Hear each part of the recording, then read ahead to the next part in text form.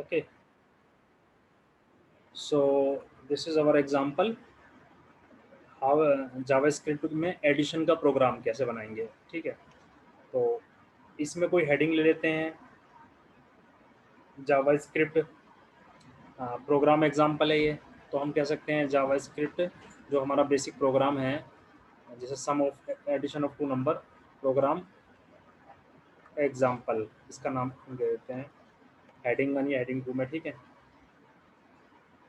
Okay, good afternoon sir. Good afternoon Monika. और उसके बाद हम क्या करेंगे, कोई यहाँ पर कोई भी टेक्स्ट लिख लेंगे। जैसे कि अभी मैंने एक डेफिनेशन लिखी थी, वो डेफिनेशन मैं इसमें दिखाना चाहता हूँ, तो मैं लिख सकता हूँ कि JavaScript program is a program of list of statements. List of statements का एक प्रोग्राम है, ये मैंने ऐसे इसमें लिख दिया है कुछ। ठीक है, और उसके बाद मैंने आईडी लिखनी है, डेमो आईडी बनाते हैं हम। तो P I D is equal to demo, ये पुरानी लाइन है वो जैसे हम लिखते हैं, स्क्रिप्ट भी लिखते हैं हम ऐसे ही। ठीक है ना, ओके।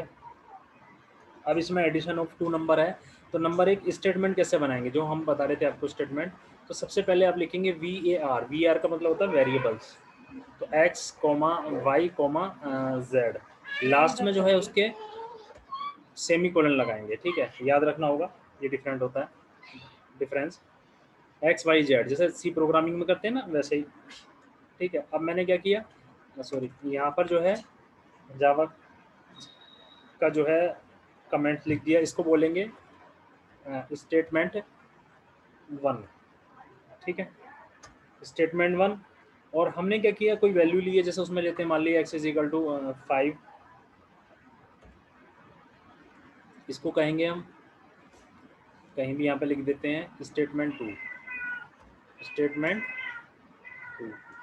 और एक y ले लेते हैं, y इज इक्वल टू 10 या समथिंग, तो मैंने y लिया है, y इज इक्वल टू 10। ठीक है, लेकिन जब भी हम डिक्लेरेशन करेंगे स्टेटमेंट का, तो लास्ट में क्या होगा, सेमीकोलन होगा। ठीक है, तो उसी पोजीशन पे या कहीं भी अलग भी लिख सकते हैं, लेकिन मैं ये होगा स्टेटमेंट 3। और जहाँ पर फार्मूला हम अप्लाई करते हैं, जैसे हमने मान लिया कि z है, एक वेरिएबल है, क्योंकि आप देख रहे हैं एक्स वाई जेड था, तो हमने इसमें x प्लस वाई का समीशन रखना है, x प्लस वाई, और ये सेमीकोलन होगा। ठीक है, इसको हम कहेंगे स्टेटमेंट 4। ये हमारा स्टेटमेंट 4 हो गया। ठीक है, ओके। उसके बाद क्या करेंगे, डॉक्यूमेंट, क्योंकि हम आईडी से फैच कर रहे हैं, get element by ID, demo नाम है। ठीक है, inner HTML is equal to, देखिए यहाँ पर हमने टेक्स्ट को डिस्प्ले किया था, लेकिन इस बार हम टेक्स्ट को डिस्प्ले नहीं कर रहे, इस बार हम क्या जेड को डिस्प्ले कर रहे हैं, यानी जेड की वैल्यू को। तो जब जेड की वैल्यू को डिस्प्ले करेंगे तो किस तरह से करेंगे, तो हम ये कहेंगे यानी द सम, या यूं कह सकते हैं the value of Z, the value of Z. अब देखिए, अगर मैं यहाँ पर ये बंद कर देता हूँ तो ये मेरा इतना प्रिंट हो जाएगा, और ये, लेकिन इसमें जेड की वैल्यू प्रिंट नहीं होगी, क्योंकि जेड की वैल्यू नहीं है, बल्कि ये लाइन प्रिंट होगी, string the value of Z. तो हम क्या करेंगे, हमें नंबर एक यहाँ इन्वर्टेड कॉमा लगाना होगा, फिर हम क्या करेंगे, यहाँ पे एक प्लस लगाएंगे, प्लस, प्लस में यहाँ पर लिखेंगे जेड। ठीक है, यानी ये जो प्लस क्यों लगा रहे हैं इसको, यानी इसको जोड़ने के लिए, प्लस का मतलब होता है यहाँ जोड़ने के लिए। तो हमने इसको जोड़ लिया है, प्लस लगा दिया है यहाँ पर, प्लस जेड, यानी इसके साथ ये आएगा। ठीक है, उसके बाद हमने सेमीकोलन लगा दिया है। ठीक है, उसके बाद हमने स्क्रिप्ट को क्लोज कर दिया है। ठीक है, अब मैंने इसे सेव किया, कंट्रोल एस। अब देखते हैं, यानी हमने क्या किया, स्क्रिप्ट स्टार्ट किया है, स्टेटमेंट लिखे हैं, और जहाँ पर हम टेक्स्ट लिखते थे, टेक्स्ट स्ट्रिंग, वो हमने लिखा है, लेकिन हमने उसमें कुछ चेंजेस किए हैं। चेंजेस क्या किए? चेंजेस उसके बाद हमने z को ऐड करना है, यानी z की वैल्यू को, रियल वैल्यू को, क्योंकि जो कोट्स के अंदर लिखा जाएगा वो स्ट्रिंग होती है, लेकिन ये बिना कोट्स के लिखा है। ठीक है, तो मैंने इसे जो है सेव किया और जेएस प्रोग्राम इसको मैंने रन किया। इस पर डबल क्लिक किया, ओपन कर दिया मैंने, ये रन हो जाएगा इस तरीके से। ओके, अब देखिए ये आ गया, ये इसका आंसर आ गया, यानी ये वो लाइन है जो हमने एग्जीक्यूट की है, ये हेडिंग है, और ये है the value of z is 15। तो यहाँ इज और स्पेस लाना है बस, तो उसको आप उसको ठीक करने के लिए यहाँ पर इज लगा देते हैं, z इज आ जाएगा, इज और स्पेस आ जाएगा, या हाइफन भी लगा सकते हैं। मैंने कंट्रोल एस किया और इसको मैंने रिफ्रेश कर दिया, तो ये आ गया the value of z is 15। तो इस तरीके से आप जावास्क्रिप्ट का जो प्रोग्राम है वो हम रन करते हैं इस तरीके से। ठीक है,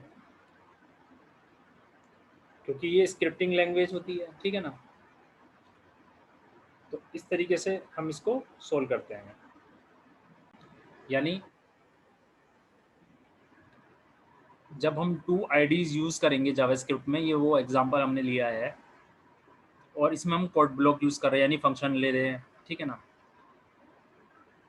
तो इसमें क्या करना है, मतलब क्वेश्चन ये पुराने जैसे ही है, लेकिन थोड़ा फ़र्क है। फ़र्क ये है कि इस बार क्या है, रन तब होगा जब ये बटन ऑन क्लिक होगा। पहले अभी क्या था, अगर मैं ये हटा दूँ बटन का सिस्टम यहाँ से, और यहाँ से फंक्शन का सिस्टम हटा दूँ, तो क्या होगा, ऑटोमेटिकली रन हो जाएगा, वो ऑटोमेटिक रन हो जाएगा, यानी बटन क्लिक करने का कोई मीनिंग नहीं होगा। तो बटन क्लिक करने पर मैंने एक प्रोग्रामिंग लिखी है, वो है माई फंक्शन, यानी इसको कॉल किया है। माई फंक्शन का मतलब है यही प्रोग्रामिंग जो पुरानी है, लेकिन कॉल होगी ये इस फंक्शन के थ्रू। ठीक है, किसके थ्रू? इस वाले फंक्शन के थ्रू कॉल होगी, माई फंक्शन के। यानी हो क्या रहा है, ये कोडिंग तो लिखी हुई है, लेकिन ये कोडिंग रन नहीं हो सकती जब तक कि ये फंक्शन कॉल ना हो। ये आपको पता ना कि जब हम कोई फंक्शन बनाते हैं तो उसको कॉल भी करना पड़ता है। तो अगर मैं ये ना बनाऊं तो प्रोग्राम तो तब भी रन होगा, लेकिन ये इस बटन से कनेक्टेड नहीं होगा। तो उस बटन से कनेक्ट करने के लिए सबसे पहले क्या करना है, एक हमें फंक्शन बनाना है। क्यों? क्योंकि उसको हम डायरेक्शन दे रहे हैं। डायरेक्शन क्यों? कि बटन पे क्लिक करेंगे तो वो फंक्शन को कॉल करेगा, यानी बटन पे क्लिक करने से कुछ होना चाहिए ना, तो वो कॉल होगा। तो वो कॉल किसको करेगा? माई फंक्शन को। माई फंक्शन के अंदर है क्या, ये वाला कोड है, यानी डॉक्यूमेंट डॉट गेट डेमो 1 को फेच करेगा। ठीक है, और पोजीशन क्या है, पोजीशन हमने यहाँ डिसाइड कर दी है। डेमो 1 की पोजीशन इस पैराग्राफ में है, डेमो 2 की जो ये आईडी है इसकी जो पोजीशन है वो इस पैराग्राफ में है। ठीक है, एक बार रन करके देखते हैं, फिर चेक करते हैं कि कहीं कुछ छूटा तो नहीं है, और फिर और दोबारा एक्सप्लेन करते हैं। तो मैंने इसे सेव किया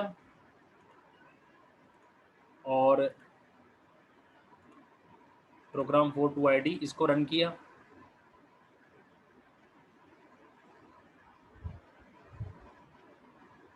ये देखिए,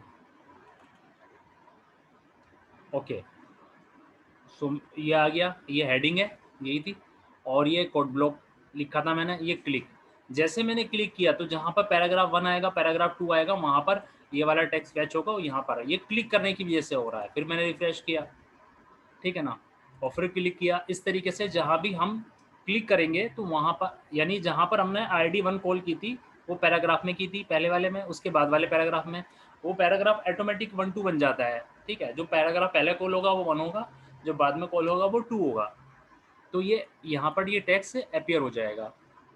ठीक है, इस तरीके से यानी मैंने यहाँ बटन लिखा हुआ था ना, बटन, वो मैंने डिलीट कर दिया। यहाँ पे लिखा हुआ था, आप याद कीजिए, button type is equal to button on click is equal to function, यानी माई फंक्शन, और फिर बटन का नाम।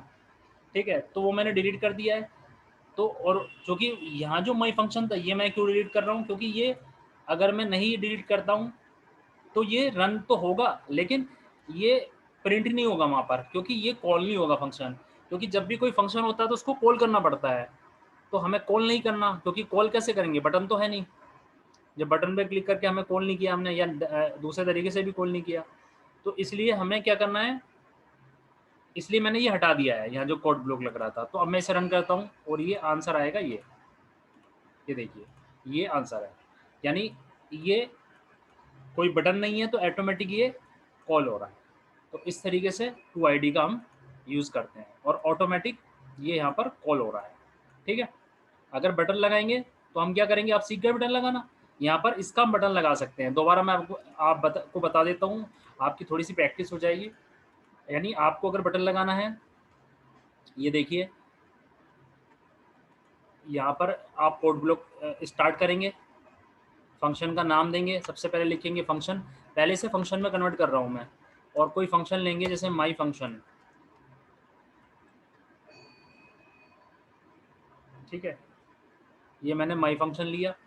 तो उसके बाद क्या करना है, देखिए अगर मैं इसे रन करूंगा तो आंसर क्या आएगा, बताइए आंसर क्या आएगा अगर मैं इसे रन करता हूं अभी।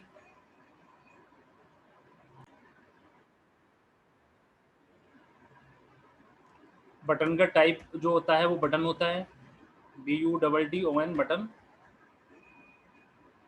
उसके बाद उसको एक्टिव करना है। एक्टिव करने का मतलब ये है कि ऑन क्लिक, अगर मैं ऑन क्लिक नहीं करूंगा तो वो एक्टिव नहीं होगा, बटन सिर्फ नाम का होगा। इज इक्वल टू यहाँ पर फंक्शन का नाम, यानी जिसको हम कॉल करना चाह रहे हैं। तो हम चाह रहे हैं माई फंक्शन नाम रखा हमने उसका, और यहाँ बटन का नाम होगा जैसे कि कुछ भी नाम, क्लिक मी, और उसके बाद बटन को क्लोज करना होगा। अब क्या होगा, जैसे ही मैं बटन पर क्लिक करूंगा तो ये बटन क्या करेगा, ये जाएगा फंक्शन के पास, और फंक्शन क्या करेगा, फंक्शन कॉल हो जाएगा। और पहली वाली लाइन से जो डेमो 1 है, ये आईडी यहाँ पे मैच हो रही है तो पैराग्राफ 1 में प्रिंट होगा ये। ठीक है, और ये यहाँ पर आईडी मैच हो रही है तो पैराग्राफ 2 में प्रिंट होगा। तो ये ऊपर प्रिंट होगा, ये नीचे प्रिंट होगा। तो मैंने इसे सेव किया Ctrl+S, और मैंने इसे रन किया रिफ्रेश करके, ये देखिए क्लिक मी किया, ये आंसर आ गया। ठीक है, तो बटन का यूज़ इस तरह से हम फंक्शन के साथ करते हैं। अगर हम इस प्रोग्राम में सपोज कीजिए यहाँ पर ID1 की जगह, डेमो 1 की जगह डेमो 2 लिख दें, और यहाँ पर डेमो 1 लिख दें जहाँ पर ये डेमो 2 लिखा है, तो आप मुझे बताएंगे आंसर में क्या डिफरेंस आएगा आउटपुट में। तो डेमो 2 पहले आएगा, डेमो 1 बाद में आएगा आंसर में, आई थिंक। हाँ, यानी क्योंकि डेमो 2, डेमो 2 पहले। जी यानी वो पहले आएगा। आपने बिल्कुल सही कहा। तो मैंने इसे सेव किया, और क्योंकि इसकी जो पोजीशन है, ये देखिए रिफ्रेश किया, ये देखिए पहले डेमो 2 आया पैराग्राफ 1 में, फिर डेमो 1 आया है। रीज़न वही है क्योंकि जो पैराग्राफ फर्स्ट है वो डेमो 2 को कॉल कर रहा है, तो डेमो 2 वहाँ आएगा। ठीक है, तो आपको ये प्रोग्राम छोटे छोटे सब समझ में आने शुरू हो गए हैं। ठीक है ना, और मैंने बताया था आपको कि जो मैंने कल तक कराया था वो एग्ज़ाम में आएंगे।